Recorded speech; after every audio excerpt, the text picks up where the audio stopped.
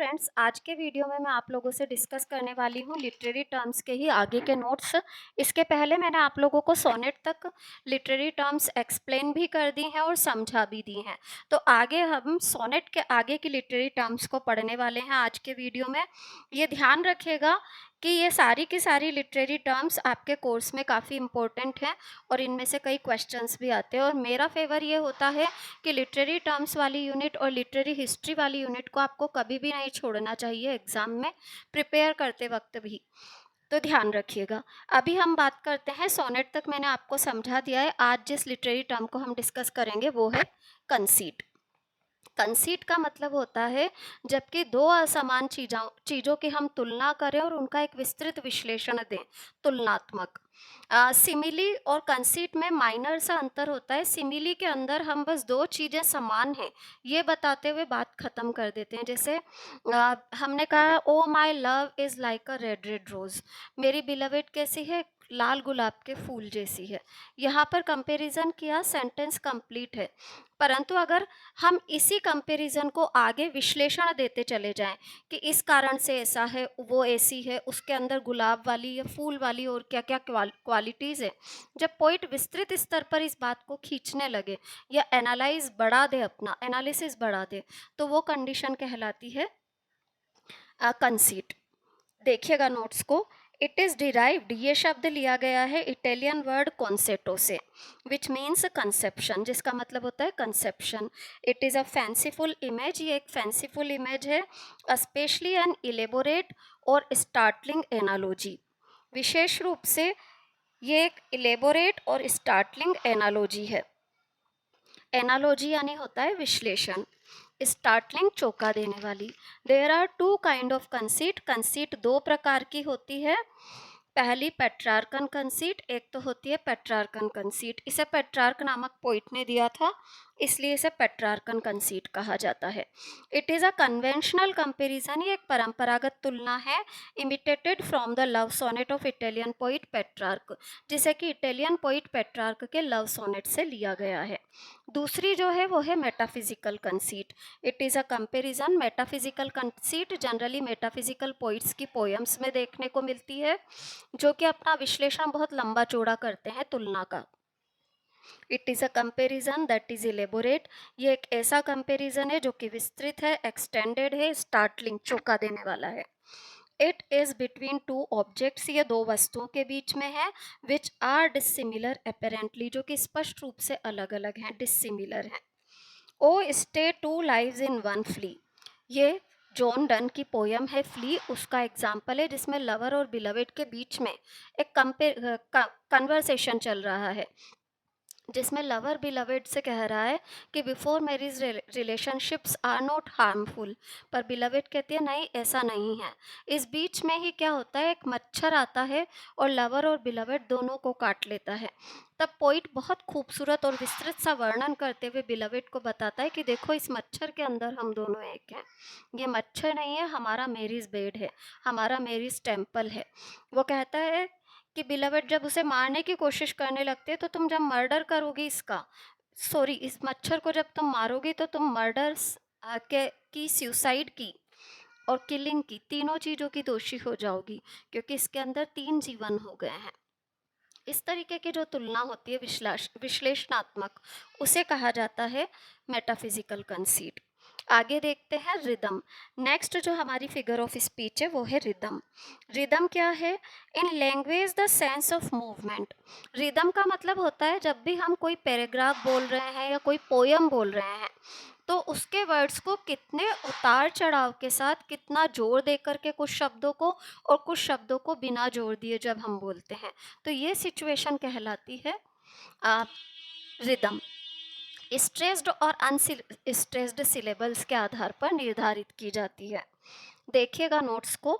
In language the sense of movement, भाषा के आधार पर जो गति का भाव होता है, attributable to the pattern of stressed and unstressed syllables, वो वास्तव में जोर दे करके और बिना जोर दिए कहे जो शब्द होते हैं उन पर डिपेंड है। इन लाइन्स ऑफ प्रोज और पोइट्री, प्रोज और पोइट्री की लाइनों में, और to the length of sound in a quantitative verse, या फिर एक गणनात्मक जो कविता होती है उसमें साउंड की लेंथ पर। In verse, the rhythm is determined by the metrical pattern. Rhythm determine होती है मीटर के द्वारा. Where is in prose और free verse, जबकि prose या free verse में it is the effect of arrangement of words. ये शब्दों के arrangement से प्रभावित होती है. The different kind of rhythm are, अलग अलग प्रकार की rhythm कौन सी है? Falling rhythm, rising rhythm, sprung rhythm. एक नंबर में ये क्वेश्चन आया हुआ है कि रिदम कौन कौन सी अलग अलग प्रकार की होती है, तो ध्यान रखना है.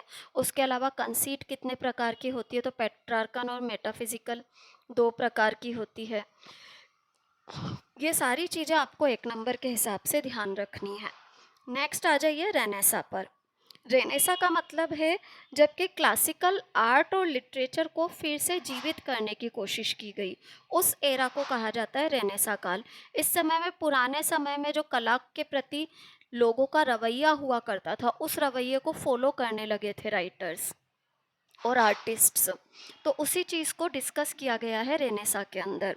ध्यान दीजिए, रेनेसा मीन्स, रेनेसा का मतलब है revival of classical art and literature. Classical art और लिटरेचर का revival. In western Europe, western Europe में क्या था? The Renaissance begins in the 14th century. Renaissance शुरू हुआ 14वीं सदी में एंड कंटिन्यूड थ्रू 16th. ध्यान रखिएगा, 14वीं से 16वीं सदी तक यूरोप में रेनेसा चला. In England renaissance flourished.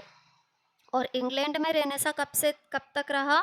In the period between 1578 to 1625 के पीरियड में, 1578 से 1625 तक. ध्यान रखिएगा. During English Renaissance, England had an outburst of verse drama. England में वर्स ड्रामा का विस्फोट हुआ, लिरिक पोइट्री का. Prose romances were also written by Sidney and लाइली.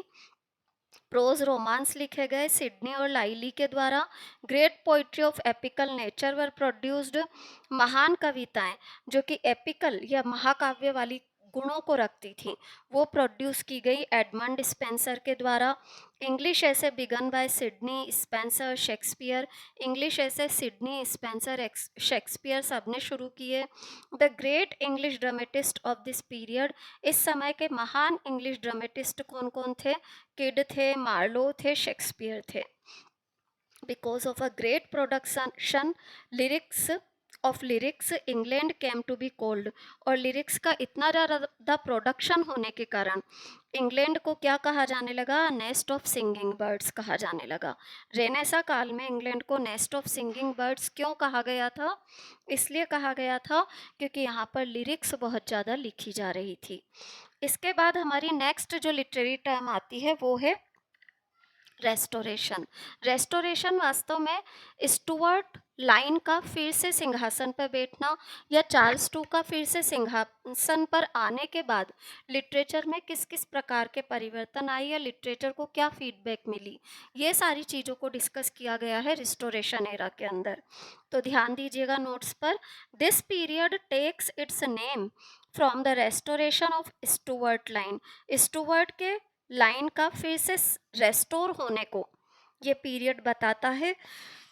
To the English throne पर 1660 में, at the end of the commonwealth, जब commonwealth अंत हुआ.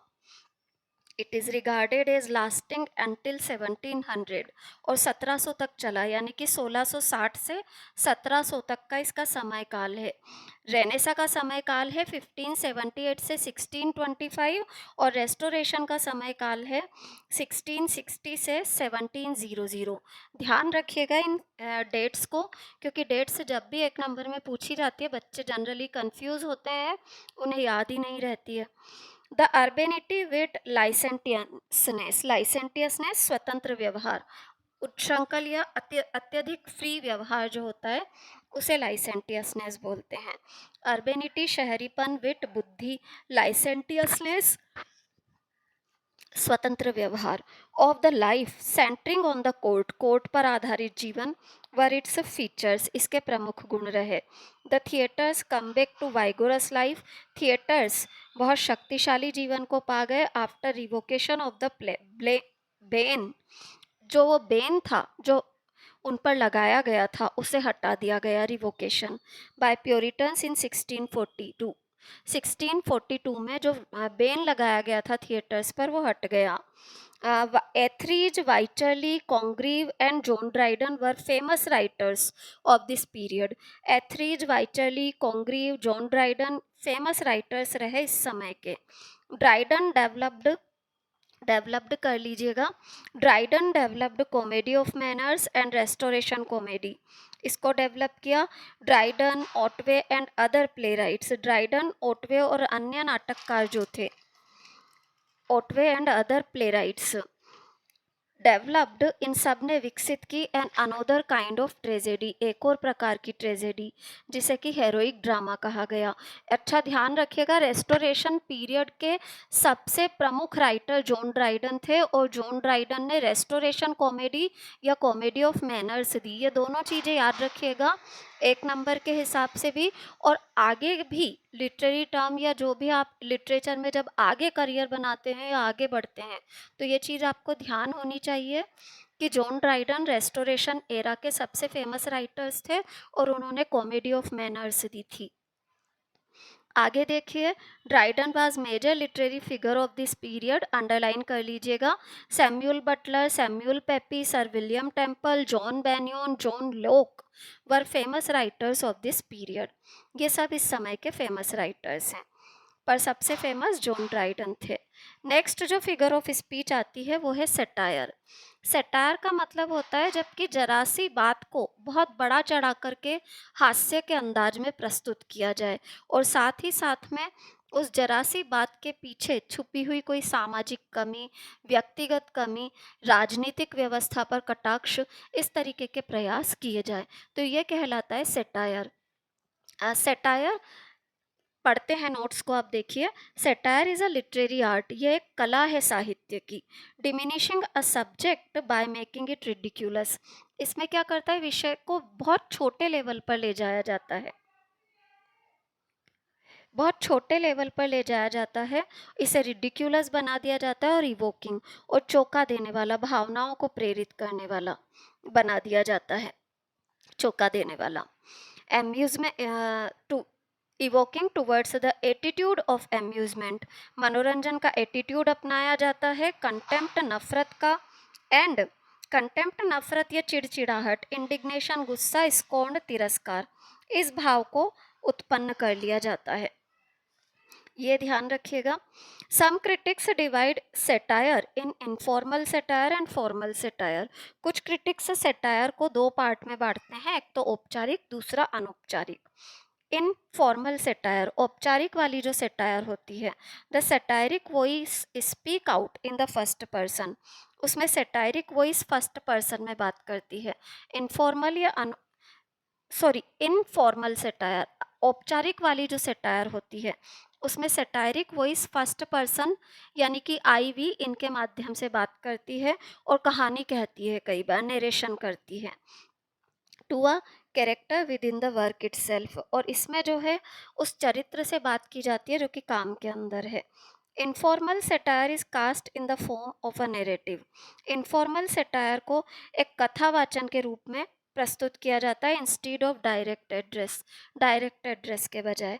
The object of satire are characters, satire का ऑब्जेक्ट वो चरित्र हैं who make themselves and their opinion, जो कि अपने आप को और अपने विचारों को रिडिक्यूलस बना देते हैं। बाय वाट दे थिंक, वो जो सोचते हैं, कहते हैं और करते हैं के द्वारा।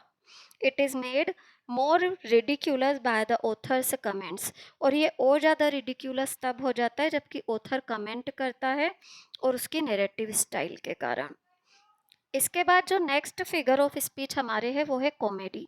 A comedy is a composition of amusing character, comedy जो होता है वो मनोरंजक होती है। सिंपल, हम जो भी कॉमिक मूवीज़ वगैरह हम सब देखते हैं, सबको पता है, एक ऐसा लेख जो कि हंसाने की कोशिश करे, ड्रामा, स्टोरी जो भी है वो, जिसके माध्यम से हमें हंसाने की कोशिश की जाए, हैप्पी एंडिंग वाली कॉमिक सी स्टोरी हम कह सकते हैं। ध्यान दीजिएगा, a comedy is a composition of amusing character, comedy जो होती है वो एम्यूजिंग होती है, मनोरंजक होती है। एज अ ड्रामेटिक कंपोजिशन, एक ड्रामेटिक कंपोजिशन के तौर पर इट इज़ ह्यूमरस, ये हास्य से भरी हुई काइंड ऑफ ड्रामा होती है। इट रिप्रेजेंट अ रोमांटिक और रियलिस्टिक स्टोरी। इसमें एक रोमांटिक और रियलिस्टिक स्टोरी होती है विद अ हैप्पी एंडिंग, जिसकी हैप्पी एंडिंग होती है।